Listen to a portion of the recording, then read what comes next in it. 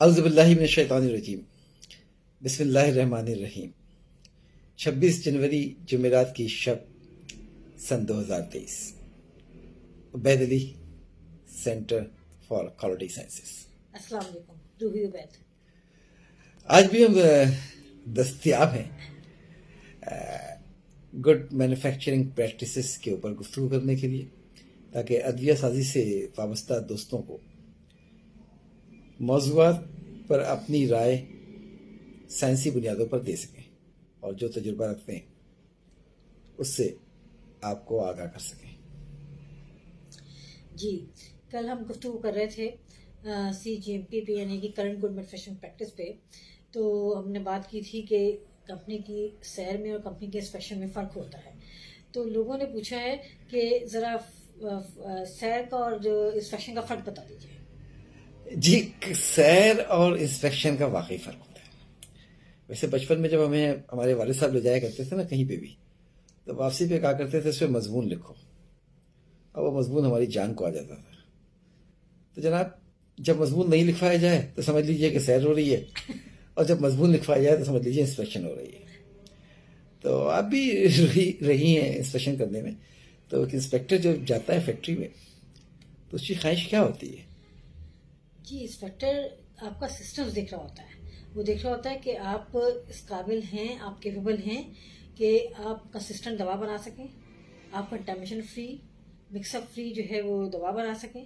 تو وہ یہ دیکھتا ہے، آپ کو کیپیبلٹی دیکھتا ہے، اور کیپیبلٹی کے لیے وہ آپ کے سسٹمس دیکھتا ہے، وہ آپ کا پروسیس دیکھتا ہے، وہ دیکھتا آپ کی کوالٹی آف مٹیریلس کو دیکھتا ہے، آپ کی فیسلٹیز کیسی ہیں، آپ کے اکوپمنٹ کی کوالٹی دیکھتا ہے، کوالٹی آف نالج دیکھتا ہے۔ یہ ہے۔ ہاں، تو جو انسپیکٹر ہے نا، وہ جب بھی فیکٹری میں جاتا ہے تو وہ انویسٹیگیٹر ہوتا ہے، تفتیش کار، کہ وہ تفتیش کر رہا ہوتا ہے ان تمام باتوں کو جو میڈم نے بھی آپ کے سامنے کی۔ کہ اس کو آپ ذرا واضح کیجئے کہ کس طرح جو ہے وہ انسپیکٹر پرفارم کرتا ہے انسپیکشن اچھا، جب ورلڈ وائڈ، ڈیولپ ورلڈ میں۔ ہاں، ظاہر سی بات ہے، پاکستان میں تو ہم بہت کمزور ہیں۔ پاکستان میں تو ہم ایک دن میں 3 فیکٹریوں کی سیر کر لیتے ہیں، وہ انسپیکشن تو نہیں کراتا۔ انسپیکشن آپ دیکھیے، امریکہ کے اندر جب FDA والے بیٹھے ہوتے ہیں تو بعض دفعہ مہینوں بیٹھے رہتے ہیں، اور بعض دفعہ کیسز میں نے مہینوں سے زیادہ دیکھا ہے کہ وہ بیٹھے ہوئے ہیں، اور وہ پورا سسٹم سمجھ رہے ہوتے ہیں۔ وہ دیکھ رہے ہوتے ہیں کہ جی آپ کا جو ڈیزائن ہے، آپ کا جو کنٹرولز ہے، اور اس ڈیزائن اور کنٹرول کے درمیان میں جو آپ کی آبزرویشنز ہیں یا مانیٹرنگ ہے، وہ کیسی ہے، آپ پروڈکٹ کے لیے مٹیریل کہاں سے لیتے ہیں، مٹیریل کس معیار کا ہے، آپ کے پاس اکوپمنٹ کس معیار کے ہیں، اکوپمنٹ ایزی ٹو کلین ہیں کہ نہیں ہیں، ایزی ٹو مینٹین ہے کہ نہیں ہے، آپ کی بلڈنگ فیسلٹی، آپ کے لوگ، آپ کا سسٹم کی میچورٹی، آپ کے پاس کچھ خراب ہو جائے تو آپ رپورٹ کرتے ہیں کہ نہیں کرتے، کوئی چیز فیل ہو جائے تو آپ پھینکتے ہیں کہ نہیں پھینکتے، اور اگر وہ فیل ہے تو، اور ایسا تو نہیں ہے کہ آپ فیل چیزوں کو کھلا دیتے ہوں یا آگے بھیج دیتے ہوں، ایسا تو نہیں ہے کہ آپ بہت سارے کنٹرولز کو ویو کر دیتے ہوں، ایسا تو نہیں ہے کہ فیسلٹی آپ پوری نہیں کرتے ہوں۔ یہ سب باتیں انسپیکٹر بہت گہرائی سے دیکھ رہا ہوتا ہے۔ وہ دیکھ رہا ہوتا ہے کہ واقعی آپ کا جو سسٹم ہے وہ غلطیوں کو پکڑتا ہے، آپ کا سسٹم غلطیوں سے سیکھتا ہے، آپ کا سسٹم کنٹینیوس امپرومنٹ پر یقین رکھتا ہے، آپ کا سسٹم کسی بھی ایرر کو بھرپور طریقے سے انویسٹیگیٹ کرتا ہے، کسی بھی ڈیویشن کو انویسٹیگیٹ کرتا ہے۔ تو انسپیکٹر یہ سب کچھ دیکھ رہا ہوتا ہے۔ اچھا، یہ بتائیے کہ اگر انسپیکٹر یہ پاتا ہے کہ آپ جو دوا بنا رہے ہیں وہ CGMP کمپلائنٹ نہیں ہے، نہیں کمپلائی کر رہا ہے CGMP کو، تو کیا اس کی ڈرگ سیف ہے یوز کرنا؟ دیکھیے، GMP کمپلائنس نہیں کر رہا تو اس میں سیف کرنا یوز ہے یا نہیں، یہ بڑا ٹرکی کوشچن ہے۔ یعنی کہ ایک دوا ایک کمپنی میں بنی جو کمپنی GMP کو وائلیٹ کر رہی تھی، مگر کمپنی کے پاس لائسنس تھا بنانے کا، تو ہمیں دیکھنا پڑے گا آپ کس پروڈکٹ کی بات کر رہی ہیں، وہ پروڈکٹ کتنا، کیس ٹو کیس بات ہوگی۔ ہاں، کہ پروڈکٹ کتنا سینسیٹیو ہے، پھر وہ جو ڈیویشن ہے یا وہ جو نان کمپلائنس ہے وہ کتنا سیریس ہے۔ ہم یہ نہیں کہہ سکتے کہ جو دوا نان کمپلائنس GMP میں بنی ہے وہ سب کی سب انسانوں کو مار دیں گی، لیکن ہم یہ بھی نہیں کہہ سکتے کہ وہ اتنے ہی سیف ہیں جتنا سیف کلیم کیا گیا ہے، اتنے ہی افیکٹو ہیں جتنا افیکٹو کلیم کیا گیا ہے۔ تو اب ہزاروں قسم کی دوائیاں ہیں، اور اس کے درمیان جو فرق ہے وہ بھی بہت بڑا ہے۔ تو بعض کیس میں تو واقعی یہ بہت خطرناک بات ہے، اور بعض کیس میں وہ اتنی خطرناک بات نہیں ہے۔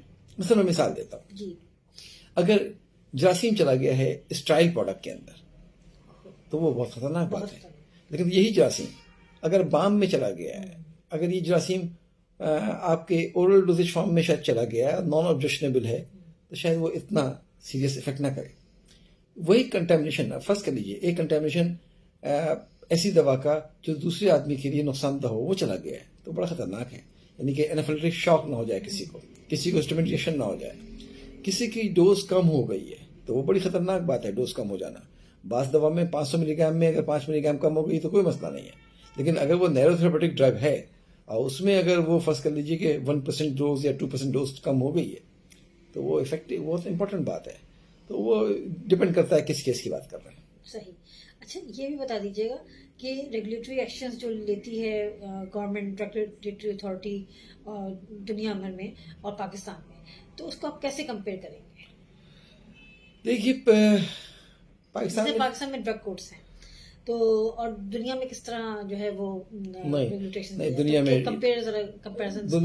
میں ڈرگ کورٹ نہیں ہے.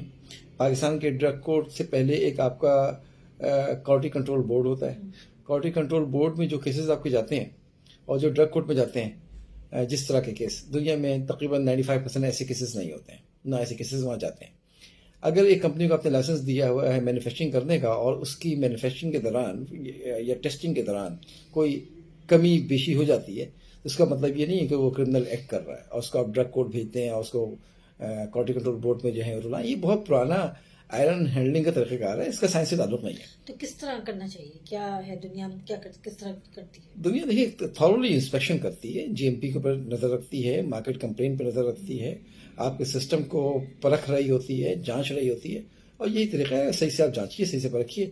اگر فیل ہو جاتا ہے، کوئی دوا فیل ہو جاتی ہے، پہلی بات تو یہ اسٹیبلش کیجیے کہ واقعی وہ فیل ہوئی ہے، کیونکہ آپ کی جو لیبارٹریز ہیں وہ تو کوالیفائڈ نہیں ہے اس پرٹیکولر پروڈکٹ کے لیے. یہ جو ہم نے تماشا مچایا ہوا ہے نا کہ WHO کوالیفائڈ لیبارٹری ہے، وہ بھائی ہر ڈرگ، ہر پروڈکٹ، ہر فارمولیشن ڈفرینٹ فارمولیشن ہے ہر کمپنی کی. تو ہر فارمولیشن کو ٹیسٹ کرنے کا جو میتھڈ ہے اس کو آپ نے کوالیفائی کرنا پڑے گا. آپ کو چاہے وہ پارشل کوالیفیکیشن ہو یا میتھڈ ٹرانسفر اسٹڈیز کے ہیں، وہ پورا کوالیفائی ہوگا. جب وہ کوالیفائی ہوگا تو پھر آپ کہہ سکیں گے کہ ہمارے جو رزلٹ ہیں وہ ریلائبل ہیں، ریپروڈیوسیبل ہیں اور آڈیٹیبل ہیں. تو جو ریزلٹس اگر فرض کر لیجیے ایک دوا 95 to 105 اس کی ایسی لمٹ ہے، وہ 94 آ جاتی ہے، تو کیا یہ سمجھ میں آتی ہے بات کہ اس کو جو ہے ڈرگ کورٹ لے جایا جائے؟ یہ تماشے والی بات ہے. آپ جا کے اس کے ساتھ بیٹھیے، سمجھیے کہ ایسا کیوں ہوا، نالج سیکھیے. آپ تو 94 کو بھی لے جائیں گے کورٹ میں، 105 کو بھی کورٹ میں لے جائیں گے، تو 94 والے نے نہ سوچ کے نکلا تھا کہ میں 1 کم کر دوں، نہ 106 والا سوچ نکلا تھا اس نے 1 بڑھا دوں. یقیناً کوالٹی آف کا ڈرگ جو ہے وہ کوشچن ہے، لیکن کیا یہ کوشچن کتنا ویٹ کیری کرتا ہے یہ سب سوچنا پڑے گا. دنیا بھر میں یہ سب ڈرگ کورٹ نہیں ہے، وہاں پر باقاعدہ وہ سائنٹیفک معاملات کو سائنٹیفک دیکھتے ہیں. ہاں اگر انہیں پتہ لگ جائے کہ یہ کرمنل انٹینٹ کے ساتھ ہے تو پھر وہ کورٹ لے جاتے ہیں ان کو. انٹینٹ دیکھتے ہیں، جی انٹینٹ وہ کلیئر کرتے ہیں، پھر اس کے بعد وہ کورٹ لے جاتے ہیں. یا پھر مستقل ایک آدمی کر رہا ہے یا کیپیبل نہیں ہے تو اس کو جی ایم پی سے پکڑ لیتے ہیں. وہ اس طرح نہیں پکڑتے جس طرح ہمارے یہاں پکڑا جاتا ہے. ٹھیک ہے، چلیں بہت شکریہ جی، آپ نے ایکسپلین کیا. اور مزید کسی کو کوئی سوال کرنا ہو اس سلسلے میں تو پھر ہم دوبارہ ڈسکس کریں گے. جی ہم انفارمل آپ کو جواب دیتے رہیں گے. ہو سکتا ہے کہ جوابات میں ایکوریسی جو ہے وہ آپ کی نظر میں صحیح نہیں ہو، تو ہم تو جس مومنٹ میں زندہ ہے نا سر، جس لمحے میں، اس لمحے کا جواب ہے. ہو سکتا ہے آنے والے دنوں میں اس میں چیزیں تبدیل ہو جائیں، تو بتاتے رہیے گا آپ ہمیں، ہم بھی اپنی اصلاح بھی کرتے رہیں گے اور آپ سے کم وقت میں زیادہ بات کرنے کی کوشش بھی کرتے رہیں گے. بہت شکریہ. السلام علیکم. اللہ حافظ. اللہ حافظ.